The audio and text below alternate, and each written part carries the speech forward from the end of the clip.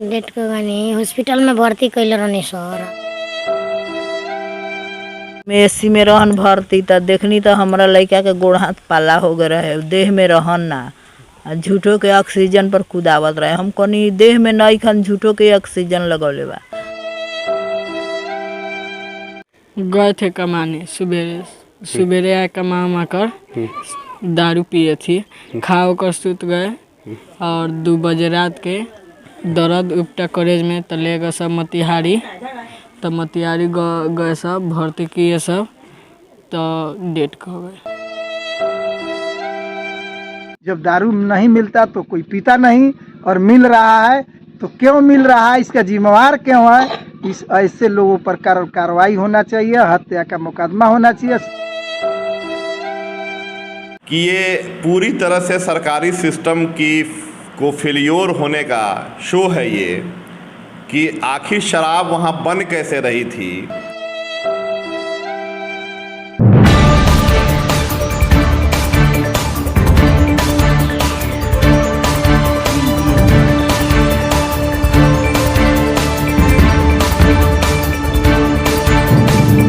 नमस्कार, मेरा नाम है लिटिल गुरु और आप देख रहे हैं बादल न्यूज़। जैसा कि आप सभी को मालूम है कि इस समय पूर्वी चंपारण में खलबली मची हुई है। जहरीली शराब पीने से जो अभी सरकारी आंकड़े अभी जो प्रस्तुत हुए हैं, 34 लोगों की मृत्यु इस पूर्वी चंपारण जिले में हो गई है।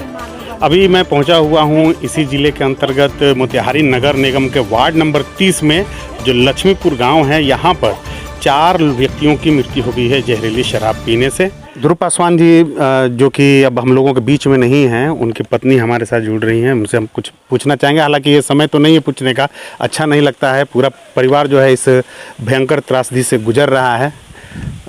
कैसे ही हो गया घटना, कई बजे के घटना बा, कहिया के घटना बा?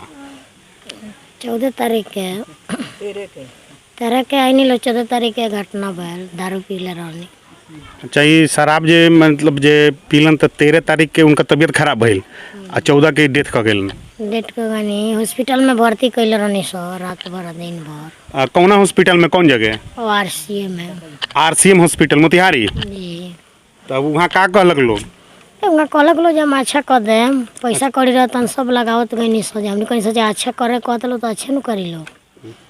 सब पैसा जब चूस लेलक लो तो 9 बजे रात के लाश मोले निकाल के दे दिलक लो जे नहीं ना भाई। कितना ले रुपया वहाँ खर्चा हो गया अपने के? 80-90 हज़ार रुपया किस्ती उठा रखल नहीं है में। यही में लड़की के शादी रहा 15 के, सब पैसा वही में लग गए। देख सकते हैं कि 80-90 हज़ार रुपया इनका हॉस्पिटल में लग गया। जो आजकल जो माइक्रो फाइनेंस जो बैंक जो पैसे देती हैं, समूह में लोन देती हैं, वो भी पैसा उठाकर इन्होंने लगा दिया। और अपनी बच्ची की शादी का दिन भी इन्होंने उतारा हुआ है, जो 15 दिन बता रही हैं। अब तो इस शादी में तो बहुत परेशानी हो जाएगी। परेशानी भल कौन साधन बाब शादी करला, पैसा करी होले न के हाथ में सब तरह तो उनका देह में लग गए, तो अब क्या हुई। का सरकार से का कहे के चाहमा? सरकार से यही थी बाज हमरा कहीं थी के दी ओकर हिसाब करी, ओकर मदद करी जो हमारे लड़की के शादी हो जाए। हालांकि सरकार तो अभी कहले बा कि 4 लाख रुपया हम मने फंड जो सरकारी जो कोर्स बा उसे राहत के रूप में मिली, लेकिन 4 लाख रुपया मिलला से आदमी वापस ना आई। तो एक बहुत बड़का बात बता, अगर राहत भी अगर देवे के बाद परिवार के जल्द से जल्द अगर राहत मिल जाए तो इनका बच्ची के भी शादी हो जाए समय पर, काहे जाए वाला तो आ नहीं सकत। जे रुपया बा वो रुपया भी कोनो अजर अमर नहीं कि आज मिली तो कल खत्म हो जाए। आदमी के भरपाई कभी भी रुपया ना कर सकल। तो सरकार के अपना जिम्मेदारी के निर्वहन करे को ही, जब शराबबंदी बा तो शराब कहाँ से उपलब्ध हो जाए, बहुत बड़ा का सवाल बाटे। ध्रुव पासवान जी की जो मृतक हैं उनकी बहन हमारे साथ जुड़ रही हैं। अपने कहाँ बसिले? हम पिपरा बसिले, पिपरा स्टेशन। तो ये जैसे ही अपने के खबर मिलल कि तबीयत खराब बा तो अपने पहुँचनी का हॉस्पिटल में? हम हॉस्पिटल में गए नहीं, देखनी भीतर एथी में एसी में रहन भर्ती त देखनी तो हमारा लड़का के गोड़ हाथ पाला हो गए रहे, देह में रहन ना झूठो के ऑक्सीजन पर कुदावत रहे। हम कनी देह में नहीं खन झूठो के ऑक्सीजन लगौले बा। भाई सब कनी से देह में नहीं खनी कायला रखले बड़ा लोग, खाली पैसा काटतारन तब ना निकलन। साझी के लिखतारन CTS में से अलन तो वो में लिख रहे रिपोर्ट में खत्म, तब वो निकलले बड़ा 9 बजे रात के, माने दिन में ना निकलन, पूरा पैसा ले लेलन तब निकलन।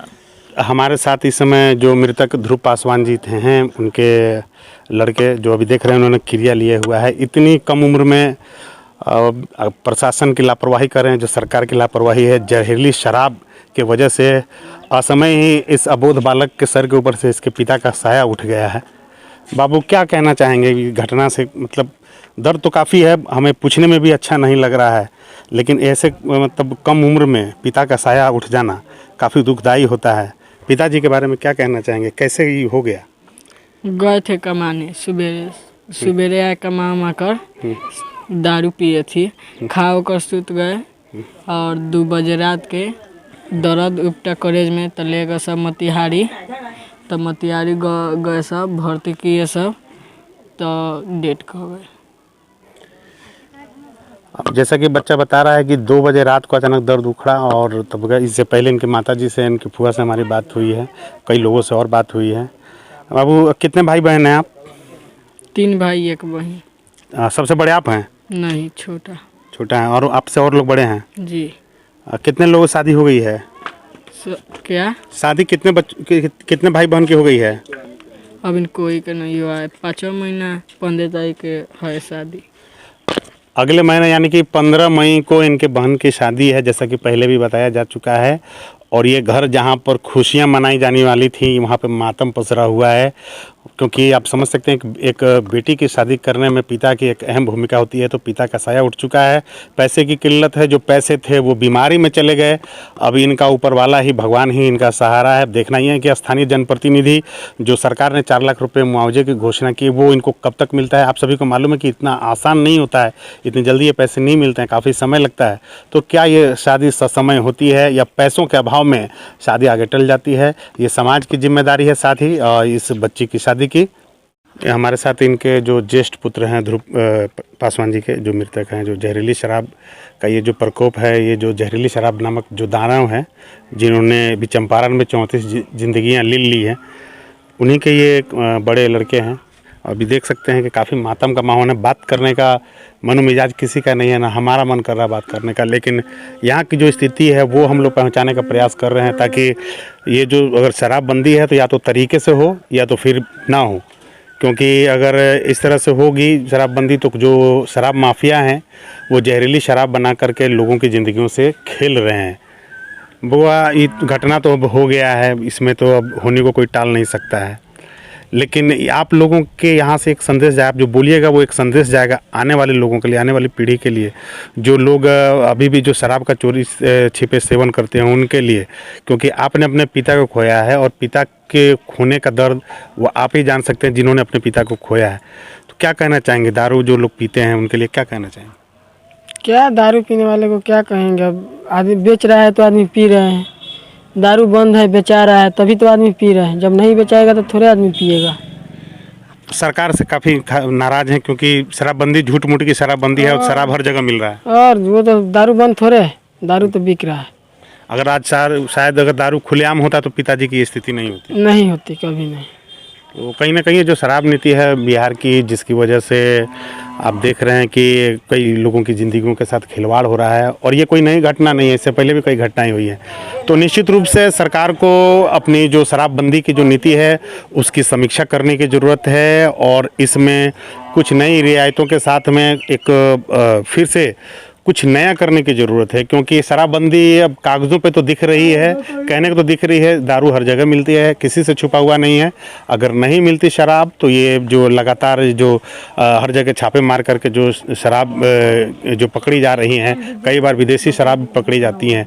तो निश्चित रूप से सरकार को यहाँ पर अपने जो शराबबंदी का जो उनका कानून है उसकी समीक्षा करने की ज़रूरत है। सरकार के द्वारा इस पर कोई नियंत्रण नहीं है।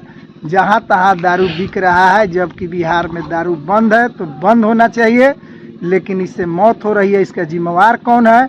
और इनके बाल बच्चा को कौन देखेगा जो मर गया? जब दारू नहीं मिलता तो कोई पीता नहीं, और मिल रहा है तो क्यों मिल रहा है, इसका जिम्मेवार क्यों है? इस ऐसे लोगों पर कार्रवाई होना चाहिए, हत्या का मुकदमा होना चाहिए। सरकार को ऐसे लोगों को मदद करना चाहिए, क्योंकि बंदी आपने कराया तो कंट्रोल आपने नहीं किया। भूल जो मिल रहा है तब किसी ने पिया और वो भी सबूत के साथ बोल रहे हैं कि मेरे बेटा को दारू पिलाया गया, काम कराया गया और इस वस्तु स्थिति बिगड़ी तो हम लोग हॉस्पिटल ले गए, यहाँ से मोतिहारी ले गए और हम ऐसे लोगों को 10-10 लाख रुपया देने के लिए जन सुराज मांग करती है। हम लोग इन लोगों के साथ जो हुआ है ये बहुत ही दर्दनाक हुआ है। इनका जवान बेटा मरा है जो एक असहनीय है। इस दुख के घड़ी में जन सुराज इनके साथ है। जहाँ यथा संभव जो होगा सो इन लोग के प्रति जो मिलना होगा मिलेगा भी और हम लोग चाहते हैं, ईश्वर से भी प्रार्थना करते हैं कि लोग सहन शक्ति दे ताकि ये लोग इस दुख के घड़ी को सह सके। नहर पर घर बनवले बानी, हमरा घर करारी नहीं की धन नहीं के तो हुए बेटा धर रहला हुए दिन उतर।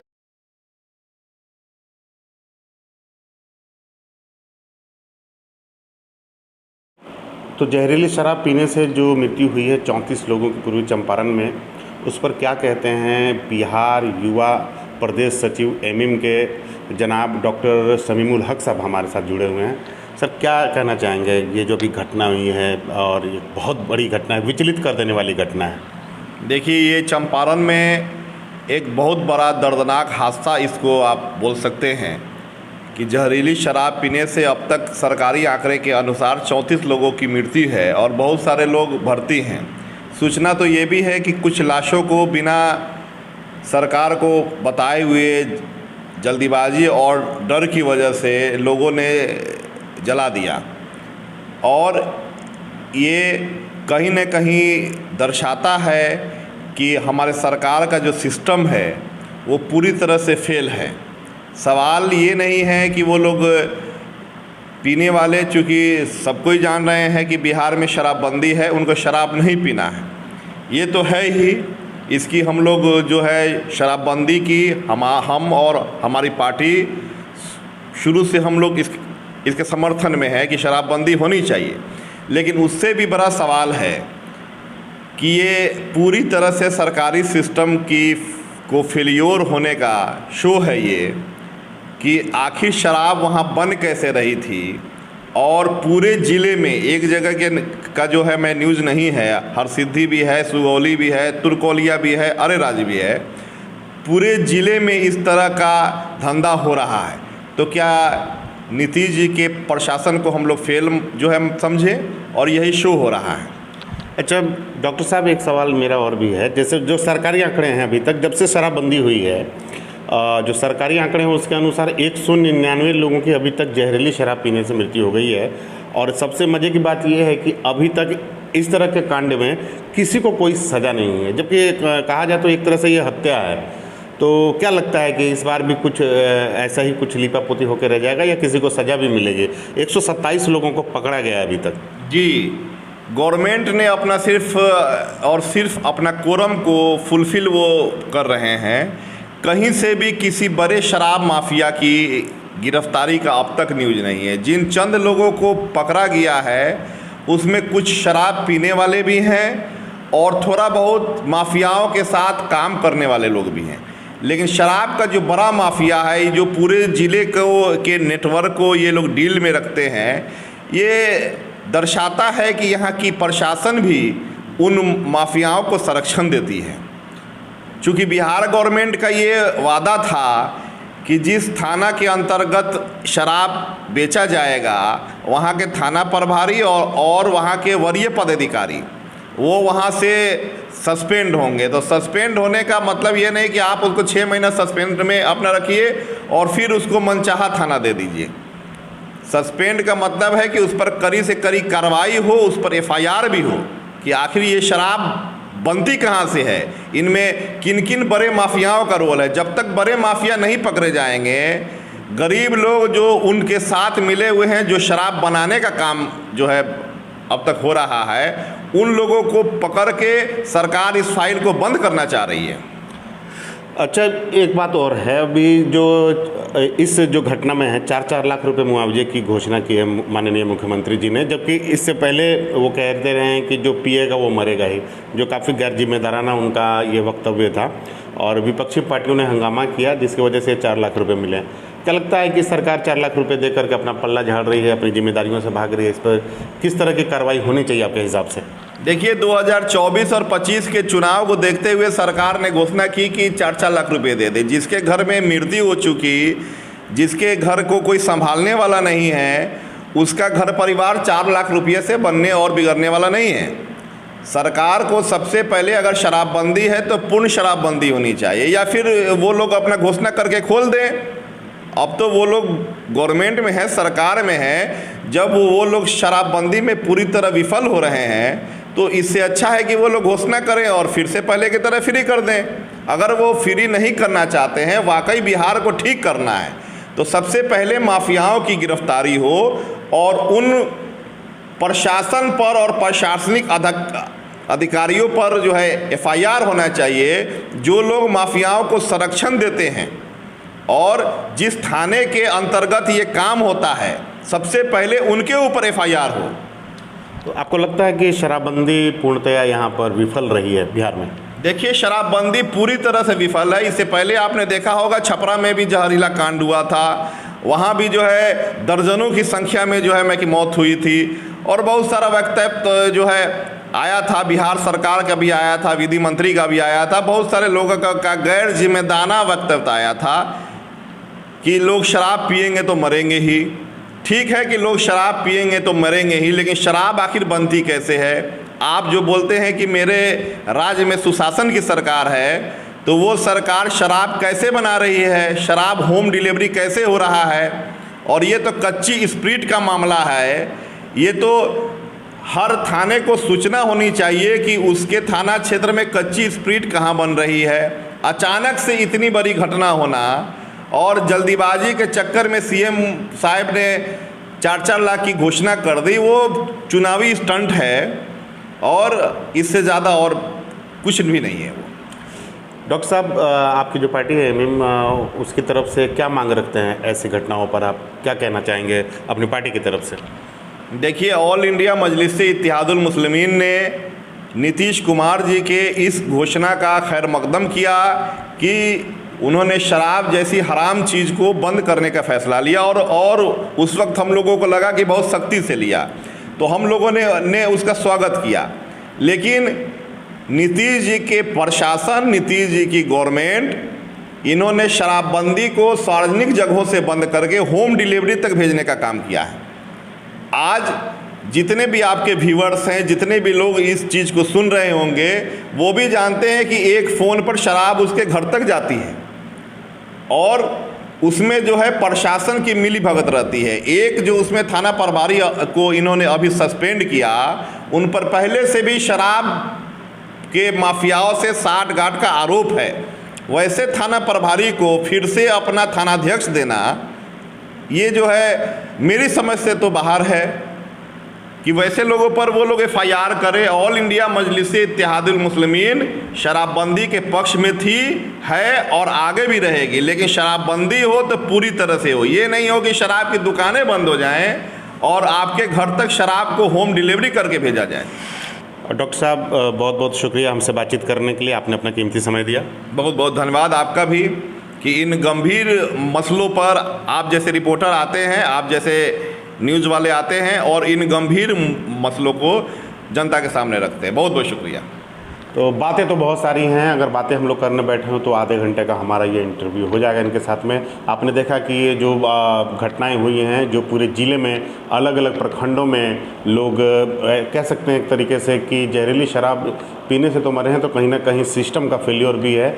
और क्या जो मांगे रखने की बात हुई है, डॉक्टर साहब ने भी अपनी पार्टी की तरफ से भी कहा कि शराबबंदी के समर्थन में तो शुरू से रहे हैं, लेकिन पूर्णतः शराबबंदी हो, ऐसी ना हो कि जहाँ पे होम डिलीवरी की व्यवस्था हो गई हो।